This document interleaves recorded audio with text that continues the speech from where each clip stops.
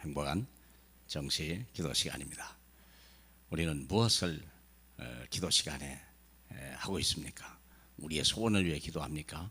하나님의 뜻을 위하여 기도합니까? 자, 이번 주에 시험을 이기는 자가 하나님의 축복을 받는 겁니다. 시험을 참는 자가 복을 받는 것입니다.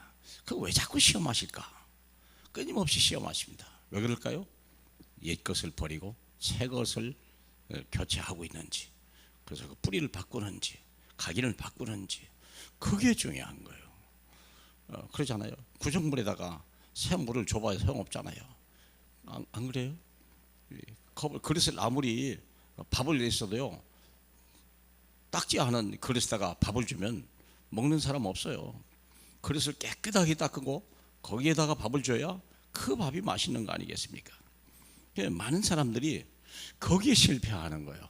이미 응답받은 것 때문에 내 인생에 실패한다는 거예요. 그러니까 끊임없이 시험이 오는 거예요. 참는다고 되는 게 아니에요. 지금 시험하시는 이유가 뭔데? 바꾸라는 거 아닙니까? 생각을 바꾸라? 물론 맞겠죠. 근데 뭐냐, 우리의 각인된 것을 바꿔야 되는 거예요. 이미 받은 응답 때문에 갈등과 운명에서 못 벗어나는 크리스찬들이 너무나 많다고 하는 거예요. 많은 사람들이 기적을 원합니다. 기적이 아니에요. 표적을 하나님은 주시기를 원하는 거예요. 근데 우리는 기적을 원하는 거죠. 기적이라고 하는 것은 원인의 불명을 인해서 내가 어제 좋은 일이 됐다는 게 아닙니까? 표적이라고 하는 것은 하나님이 살아계신 것과 예수가 그리스도라는 것을 나타내기 위한 증거가 나타나는 거죠. 그래서 출애굽의 기적이 원래 표적인데 기적으로 생각하는 거예요. 그렇기 때문에 안 믿는 거예요. 그냥 그 사건 하나로 끝을 내는 거예요. 이 사람들이 신앙생활이 성장하지 않은 거죠. 한 번의 사건을 가지고 모든 문제 해결자 그리스도를 발견해야 되는데, 그리스도를 발견하지 않고 문제 해결되는 데만 관심이 있다 보니까 또 다음 문제 올 때 문제가 또 생기는, 그래서 또 홍해 사건이 또 생긴 거 아니겠습니까? 생각해 보세요. 출애굽의 사건이 끝났으면 여기서 끝냈다면 되는 건데 홍해 사건이 또 왔어요. 출애굽기 14장 우리 10절로 12절까지 봅시다. 바로가 가까울 때에 이스라엘 자손이 눈을 들어본 적이 애굽 사람들이 자기들 뒤에 이른지라 이스라엘 자손이 심히 두려워하여 여호와께 부르짖고 그들이 또 모세에게 이르되 애굽에 매장지가 없어서 당신이 우리를 이끌어내어 이 광야에서 죽게 하느냐? 어찌하여 당신이 우리를 애굽에서 이끌어내어 우리에게 이같이 하느냐? 우리가 애굽에서 당신에게 이른 말이 이것이 아니더냐? 이르기를 우리를 내버려두라. 우리가 애굽 사람을 섬길 것이라 하지 아니하더냐? 애굽 사람을 섬기는 것이 광야에서 죽는 것보다 낫겠노라. 참 기가 막힌 일이 벌어진 거예요. 하나님의 방법, 하나님의 원래 소원은 출애굽 노예에서 벗어나서 빨리 가나안 땅을 들어가라, 하나님 젖과 꿀이 그런 땅으로 들어가라고 했는데 첫 번째 기적만 본 거예요. 그리스도를 발견하지 못한 거예요. 그러니까 또 사건이 또 터진 거예요. 그러니까 또 시험한 거죠. 하나님이 홍해전대 역시 또 불평하고 역시 낙심하고 또 좌절되는 사건이 또 터졌어요. 왜 그럴까요? 믿음이 안 생긴 거예요. 기적은 봤는데 믿음이 생기지 않는 거예요. 여러분, 병 났다고 믿음이 생깁니까? 그렇지 않아요.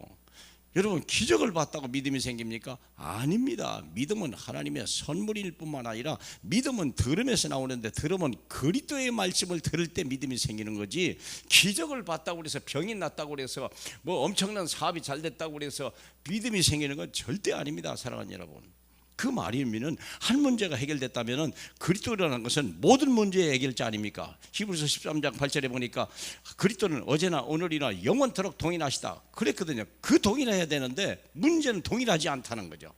또 광야 사건에 얼마나 많은 사람들이 죽었습니까? 60만이 광야에서 다 죽었잖아요. 왜 그럴까요? 안 믿어서. 뭘로 봤죠? 이게 하나님의 해답으로 봐야 되는데 기적으로 본 거예요. 그리고 요단 또 똑같은 사건이, 요단 했으면은 기적을 본 거 아닙니까? 하나님이 이제 그리스도가 함께 가신 걸 보았을 게 아니에요. 그러면 여리고에서 이 정도가 왔는데 문제는 뭐냐? 안 믿었다는 거예요. 그럼에도 불구하고 안 믿었지. 어제 사사기 보면 나오잖아요. 사랑하는 여러분, 끝났는데도 안 믿는 거예요. 우리는 기적을 원하지만 하나님은 믿음과 순종을 원하시고 오직 한 번 그리스도로 답을 내기를 원하시는 겁니다. 그분이 내 안에 계셔서 어제나 오늘이라 영원토록 그분은 모든 문제 해결자이십니다. 그 다 끝냈다고 하시는 그분입니다. 어제나 오늘이라 영원토록 과거 문제 다 끝나고 오늘의 문제가 끝이 나고 내일의 문제가 끝을 내신 분이 그리스도입니다. 그래서 그분 한 분으로 요셉은 한 번 꿈을 꾸고 그리고 노예로 팔려가서 거기서 그리스도를 체험하고 그리고 억울한 일을 내가 감옥에 가도 흔들리지 않았고 그는 총리가 되어도 흔들리지 않았습니다. 그게 복음이고 그게 그리스도입니다. 주님은 그걸 원하십니다. 우리 다니엘은요 포로로 끌려가도 괜찮았어요. 전쟁에 실패해도 괜찮았어요.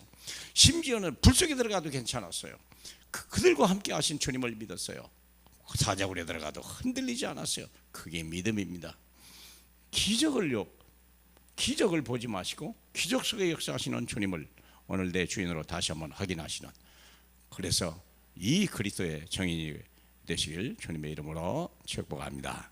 할렐루야. 우리 하나님 아버지, 얼마나 많은 사람들이 종교생활하고 잊혀질 기적과 그저 자기중심적인 이런 사상에서 벗어나지 못하는 불쌍한 영혼들을 축복하셔서 한국교회가 변화되게 하고 교회가 우리가 정말 중직자들이 변화되고 우리 하나님 아버지 우리 후대가 변화돼서 이 땅끝까지 청인되는 놀라운 역사를 오늘 새로 시작하게 하옵소서. 예수 그리스도 이름으로 기도합니다. 아멘.